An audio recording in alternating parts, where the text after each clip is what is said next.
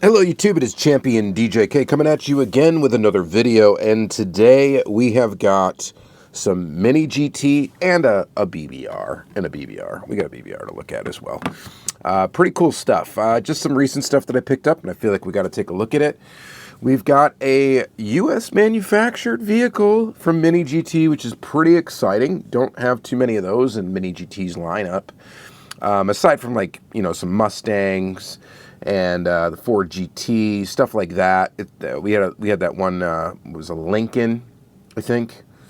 But yeah, there hasn't been much, right? So we got a kind of a classic muscle car. That's different. That's kind of newish, right? I think so.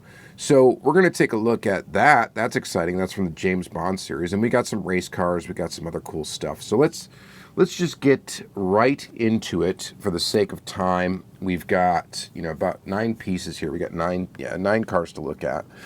And let's get moving. We're going to start with something kind of basic. A Nissan GT-R Nismo R35 2004 in brilliant white pearl. I'm not sure why I decided to pick this one up. The number is 1045. By the way, Mini GT does number all of their releases. Another fun fact, there's packaging differences. You can get it packaged in just a box like this, which is typically like a rest of world packaging. And then you've got the blister pack, which seems to be available everywhere now as well. It used to be the blister pack would be just an Mio exclusive, which is like what this one is here. This is a little bit older release. But now it seems like they're doing blister pack releases for everywhere. Not just M&J Toys, so that is kind of interesting. I love the packaging for Mini GT.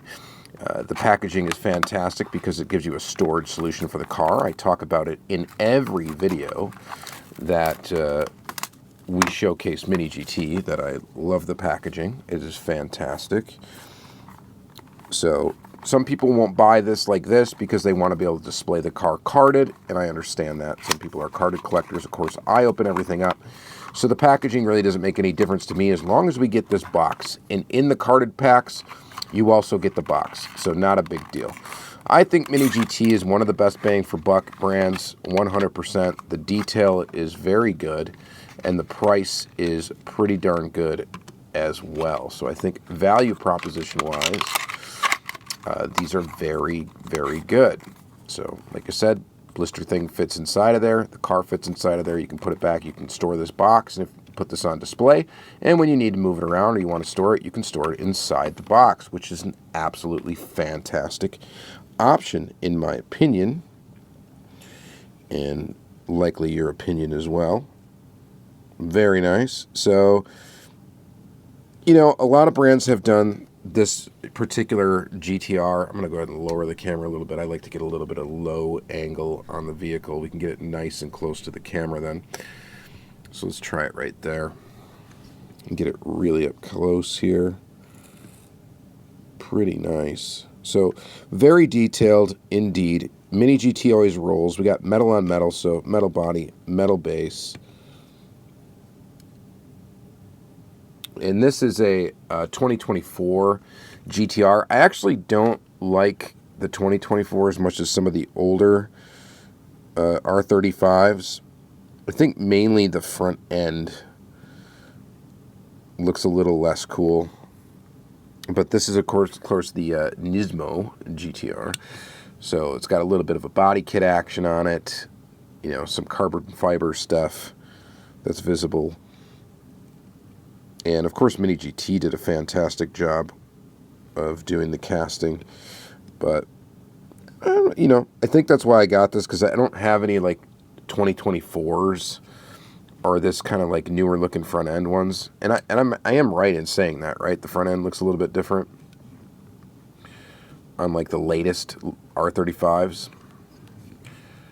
But pretty nifty. So I decided to pick that one up. I don't regret it. The one thing about Mini GT that people will sometimes complain about is there is no, disc brake visible through these rims or through these wheels. And I get that could be an issue. For wheels like this, where you definitely have those open gaps, it would be nice to have that extra added detail of having a caliper and brake visible through the wheel. I think that would be Definitely the really only thing that Mini GT could really do to improve these models would, possibly be that. All right, so that's our first model. We'll set that aside there. The next one that we're going to take a look at is this one here. This is a BMW Z8, and very cool. By the way, Mini GT always licensed product. They always license their stuff properly. So if that's something that means a lot to you, Mini GT is definitely a brand that you can get behind and collect with pride. So that is good. You don't feel dirty buying this stuff because it is licensed. So very nice there. Not having to, think about that. And we'll go ahead and open up this one. So this BMW Z8, I believe this casting was originally created for a James Bond release, but I don't have that one. And I'm pretty sure that is correct. You guys can let me know if I am wrong. But here is your Z8, and it looks quite good. You don't get too many convertibles or top-down vehicles from Mini GT, so it's really cool to see this one because you get all that extra interior detail. A lot of times with Mini GTs, they're just going to have a black interior. There's a lot of molding detail in there, but there's not, painted detail inside of there. Typically, it's just a black interior, and that's a cost-cutting measure to keep these things affordable for you. But when the top is not on the car, obviously you have to add more detail, and this just proves, okay, yeah, Mini GT can definitely do a good job of that, because this looks really nice on the inside there. We have a metal base, of course, metal body. We've got inserted taillights, looking good. Little inserted exhaust pieces as well. The front grille is also an insert, and of course a headlight as well. And of course it rolls really nice, and it is a very good looking model. I like this one quite a bit. That cannot be denied. Pretty darn cool indeed. Side mirrors on Mini GT models are always there when they need to be, and one thing to note, they're typically like a rubber material. This one is actually more of a hard plastic. Usually they're a rubberish material, and they don't typically have like a reflective little sticker on the backside to give you the illusion of the mirror. So just another thing that they kind of cut that they don't do, that some other premium brands will do, but again, these are typically less.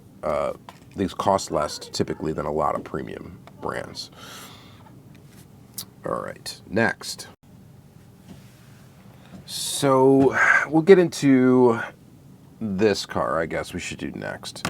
Just because we're on the other casting, I think, was Bond related. We're going to go ahead and do this one then. This is the Mini GT Diamonds Are Forever, Forever, Forever, Forever, Forever, Forever Ford Mustang Mach 1. Very neat to see we got an old kind of classic muscle car. The interesting thing about the packaging for this, and I lowered the camera so we're not going to really see it as well, but the interesting thing about this packaging is that they have all the different movie posters. You could collect like a bunch of different versions of this in different language movie posters if you're really a Bond fan. I don't care so much about that. I really only care about the vehicle, and I had to get this one because this is the first release of this tooling, and I wanted to get it and check it out because I don't think that they've done any American muscle cars ever. This is the first casting ever for Mini GT to do that. But by the way, you do get that movie poster, and I think I just got the American one, I think. Either that or the UK one, I don't remember. But there's your movie poster. So again, if you're a big fan of Bond movies, this is kind of a cool collection to get into. And I think there's been maybe 4 releases so far, something like that. I think I only had 2 of the 4. But I get them for the actual toolings themselves, not for liking the movies. So, Mustang Mach 1. How did Mini GT do? I'm just curious. I mean, how is this going to compare to some other brands that I know and love, which we'll check out one in a second. So again, you do get the box with this. This does have the little blister inside of here. We can open this up, and then it's in there, right? So you can pull that out, the car can go in there, and then you can put the car away for safekeeping should you want to do that, and if it's not going to be on display. So we'll set that right there, and let's take a look at this casting. First thing I'm always looking at when I see something like this is, okay, it's got the white, like white wallish tires, and how good is the actual circle? Because that seems to be a very difficult thing that both Greenlight and any brand really that does that kind of struggles with. And it does look pretty good, but it's not perfect. I can tell that it's not perfect, but it is pretty darn good. So, of course, we got to ask the question here. This casting does look really nice. We're going to have to compare it to an Auto World, because Auto World's like my real, like, you know, OG first love kind of brand outside of Hot Wheels. And so I definitely got to see how this tooling compares. One thing I will point out right away is we do have a little nick on the hood, or on the front end of the car right there. You see that there's a little chip in the paint, and that is a flaw. That's how this came out of the package. I don't see very many flaws with Mini GT typically. So that is not a very common thing to have an issue, but there is an issue, a little small issue with this model. Barely noticeable to the naked eye. When you have it in the camera, though, up close, it is very noticeable. We do have inserted details for headlights, which look pretty darn good. Pretty good detail up there with the little Mustang logo. They got the plate on there that I'm sure is, you know, supposed to be movie accurate, no doubt.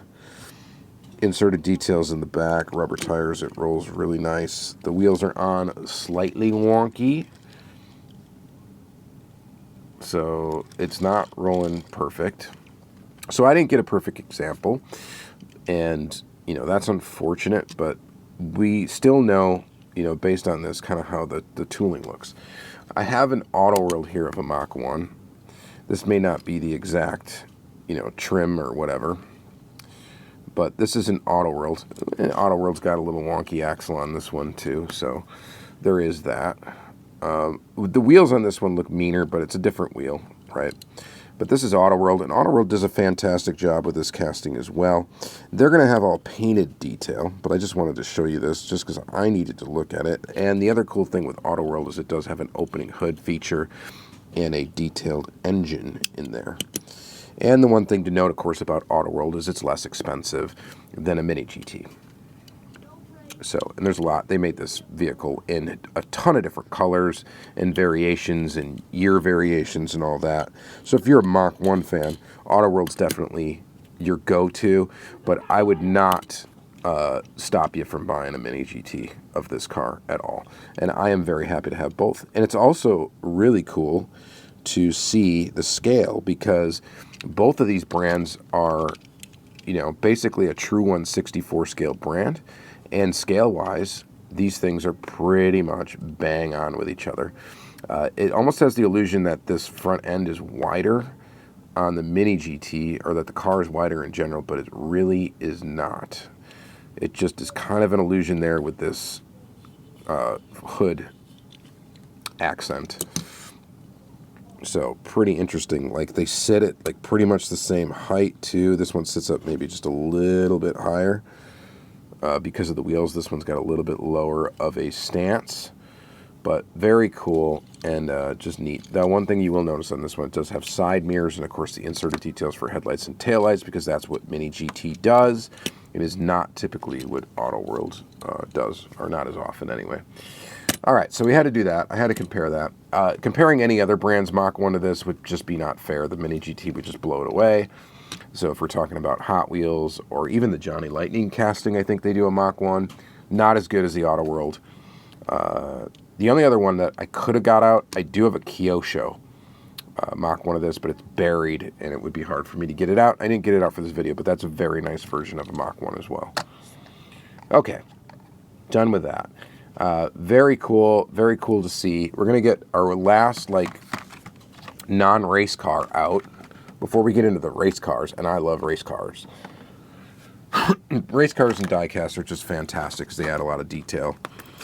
that you just don't get with a plain Jane clean car, but I do like the clean stuff as well. We're going to get the Bugatti EB110 Supersport and Grigio Scuro. I don't know how to pronounce that. It's Italian. And I'm not. Alright. There's the box. Looks nice. I think I've got this in every color that they've come out with for this EB110. Pretty sure I do. I'll have to check, but I'm pretty sure I've got this in every color that they've put it on in, because the car is so cool. So this is I was very excited to see when they first put out the Bugatti EB110. They do the Super Sport, they do the regular one. So a couple different wheel types, a few different colors, and this just looks fantastic. I mean, not a brand new tooling, so it may not be as exciting to see it here today, but if you didn't have one of these in your collection, this is not a bad color to get. The car actually looks really good in this color. Of course, the classic and first release of this car, the EB110, was in a blue, and that's kind of like the classic color for that Bugatti, and it looks fantastic in that color as well. But this car is just so cool. These retro supercars are just, I love them.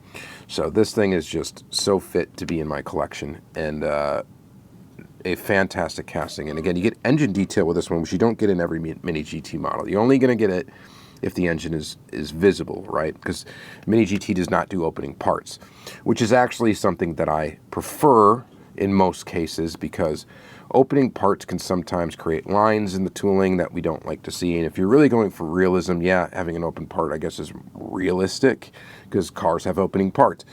But it can make the car not look as realistic because of the panel gaps and all that stuff that it creates. So I prefer it not to have that. I think this is very, very nice. Very good version of this particular tooling, and highly recommend. So I am digging that. Next one we'll take a look at, I guess we're going to go to Rally Carville here and look at this Subaru Impreza WRC99 number 5, 1999 Rally Australia winner. What a cool casting. So they do a couple different versions of this car, a couple different rally versions. The thing that we love about Mini GT and the race cars is that they do put a pretty accurate racing livery, and I can't tell you it's 100% accurate, because I wouldn't be able to tell you if it wasn't. So they do kind of accurate racing liveries, and we're going to get into, all the rest of these are going to be race cars. So, and it's just cool because it's like specific to the actual race that it raced in. They really go all the way with the replica, and it's really cool to see that. I love that. So they try to be as authentic as possible. And I love this version of it because it's got the kind of wider, or, larger sidewall tires on it than like the first release of this similar car was. And you hear that? Wow, it's got some thick tread on that tire. Look at that tread. Again, metal on metal. This is gorgeous. Look at that wing. Like, you'd say it's almost like lifted off the body. That's actually correct. It sits up a little bit. Super cool. We got, details in the taillights, of course. Detail headlights. I mean, this is sick. I really, really like this. Every time I open up Mini GT, it makes me want to buy more Mini GT. It just does. And out of the cars we've opened up so far, this one is the coolest by far. It's a race car. Not having the brakes visible doesn't matter on this vehicle because of how fine the spokes are. This is actually so good. I mean, you guys may disagree. Maybe this isn't your cup of tea, and that's totally understandable if it's not, but I think this is fantastic. And if you don't at least appreciate how well done this one is, I don't get you. So, very good. And then the detail all over this thing in Everything is sharp. The graphics are sharp. It's just, I mean, what complaint could you possibly have with it? So it doesn't have the little tiny antennas on top? Because I know some brands have done this car, right, or similar car. Put the little tiny antenna. Do I care about that? Not so much, because I don't have to worry about breaking them. And that's the thing with Mini GT. It's very, very detailed. It's very nicely done. Feels very nice. But you can also roll it across your desk without breaking it. And that was really their goal, right? So cool. All right. That's a winner, 100%. I guess we're saving the BBR. This is a Ferrari. We're going to save that for last. Let's open up this one. So this is more of a kind of a classic DTM car. Mercedes-Benz 190E, 2.5, 16 Evolution, 2, number 20, 1991 DTM Zach Speed, Michael Schumacher. Debus. So I bought this recently for $16.99 from a Colorado Diecast. I was in Colorado for work, and right before I left, I stopped at this diecast shop, which is very cool. Colorado Diecast, by the way, I think is pretty well known for Whatnot streaming. I'm not on Whatnot too often. The only time I really am is when Lamley's doing something. I jump on. Those are fun, just because when you know the person, it's a little bit more fun. And he does giveaways and stuff, and of course that's fun. A lot of them do giveaways, but anyway. So I stopped by there, and I just picked up this one piece because I didn't have it yet. And they've released this 190E in a bunch of different liveries. I got to figure out which ones I'm missing because I kind of want to get them all. Look at that little Merc logo on the front. Now this casting's a little bit older. It's an older tooling than actually everything that we've opened up so far. The tooling's actually been around for a while. And Mini GT doesn't like copyright date on the bottom of their castings, so it's not easy to tell how old the tooling is.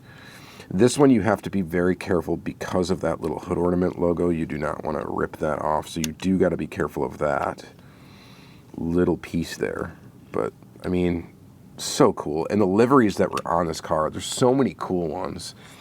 And Mini GT, I think, has done, like, a ton of them. So, and I have a bunch in my collection, like I said, but I would like to get, I'd like to kind of close up that collection and get any of the ones that I do not have. So that's going to be a to-do. Try to figure out. And I know they make a lot that are just a different number and it's the same livery. And they do that because it's race accurate. And that's cool too, but I don't really need that. I just need every different livery. At least an example of every different livery. So I got to figure out what I'm missing there and get the rest. And I don't think any of them are terribly expensive even. But I will tell you that some Mini GT definitely is appreciating in value and getting really kind of crazy expensive on the second-hand market. So these are collectible. Believe it or not, it's not just Hot Wheels that's collectible. There are other brands that also will appreciate in value because of their limited production, right? All right. Next cars we're going to get into, we've got some Super GT series cars.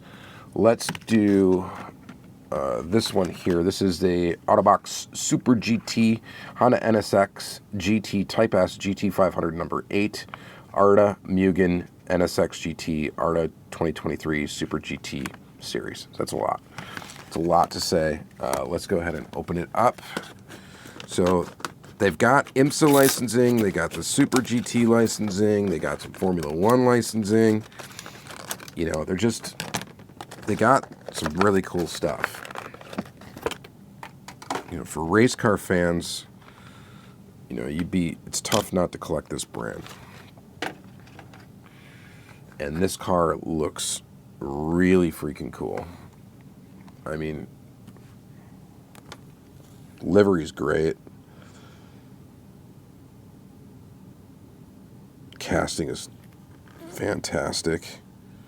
A giant wing. Stance, it's like scraping the ground, but it rolls so smooth.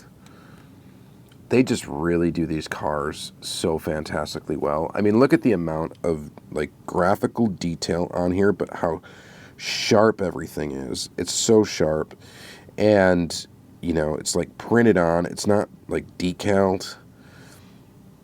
And it's not dot matrix printed. It just looks so good. And even the printing on the tires, right, looks really good. So again, the only thing you'd really benefit from is adding like disc brake detail. But that rolls so smooth. Inserted details for taillights, of course, and the headlights as well. And it's just, it's a little piece of art, isn't it? It just, like I said, every time I open up some Mini GT, it makes me want to get more Mini GT. It just does. And yeah, I don't think this is going to change my mind, these last two. All right, this last one before we get to the F1, the BBR. This one is a Nissan GT-R Nismo GT3 number 10, 2023 Super GT Series PONOS Gainer GT-R Gainer. I don't know what any of that means, really. It's funny that I like race car liveries so much and I don't watch racing. I don't really pay attention to it. I just like the design. I don't know. I think I'm maybe I'm just a graphic design fan, and I appreciate a good design on a car. And that's really where I'm coming from. And it's funny because that's kind of where I'm coming from with cars in general. Like, I'm a little bit mechanically inclined, but I'm not like a gearhead per se where I can tell you everything about a car and exactly why it's cool. I haven't even driven really any cool cars. Like, I'm more like, it's the art of the automobile is what I'm into and what I appreciate. It's so kind of interesting in that regard, but that's where I'm at. That's like my, I guess, art appreciation is cars. It's vehicles. There's other mechanical things that I appreciate, you know, the art in them as well. Old mechanical watches are really cool. Guitars are really cool. You know, stuff like that. But any arguments here? Anybody think that this is a terrible looking vehicle? I think it's pretty awesome. And again, it rolls very well, metal on metal. You know, you got to be a little bit careful with the wing, but it's on there really good. The mirrors are the rubberish kind. You don't want to just sit there and flex them back and forth, but at least if you accidentally bump into them, they're not going to fall off or break, and that's pretty much the most you can ask for. Yeah, this one's cool. This one, for some reason, was a little more expensive.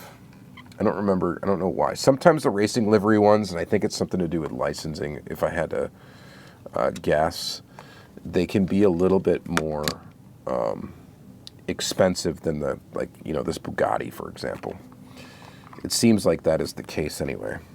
But very cool. Nice looking car. Let's go ahead and set that there. And our final vehicle is a BBR Ferrari SF23 Formula 1 Gulf Air Bahrain Grand Prix 2023 Sainz. See, I know nothing. BBR, the reason why we include BBR in Mini GT videos is because, and I believe this is still the case, Mini GT is responsible for the castings. BBR, I think, does the licensing and stuff or whatever, and there's released under the BBR brand, but I think these are both under, I believe, like TSM model, or at least they're made by TSM model. I'm pretty sure. I don't know 100% what their relationship is. If any of you do, just let me know in the comments. I know that Mini GT and BBR are related, and I believe the toolings are designed by the same people, but you guys can let me know if I'm totally off base on that. But that's why I've been including, anytime I get a BBR, we just include it in a Mini GT video. You get a little bit fancier packaging with BBR. BBRs tend to be a little bit more expensive than your regular Mini GT. Packaging's fancier. Generally, the car is not. They're mostly the same. They really look just like a Mini GT model. They're constructed exactly the same. All that jazz. I don't have a Mini GT F1 car handy right now. Otherwise, I would get one out and compare it to this. But this is the first Ferrari F1 car. And there she is. just looking very good. So the base is, I think the base is actually plastic on these models. And that's how you can get those really, really sharp edges. I believe that is plastic. It feels like a really high quality plastic, I'll tell you that. The body is metal. Everything else is kind of plastic on this, and it kind of has to be to get that type of detail. But it rolls really well. Very, very cool and very, very detailed. So I had to get a Ferrari F1 car. That's why I had to pick this one up. Had to get at least one example of it. I don't know how many more they're going to put out, but you have this one here. And I have this one here in my collection now, so very, very fantastic. All right, you guys let me know what you think in the comments down below. I love Mini GT. I believe this one's my favorite model of today. You guys let me know what you think. You know, what's your favorite? This is going to be in a playlist with premium/import diecast, all sorts of stuff. Lots of Mini GT videos in there. Lots of other brands too. So check that out. Let me know what you think. And you guys, of course, have a great day and all of that. See you in the next video.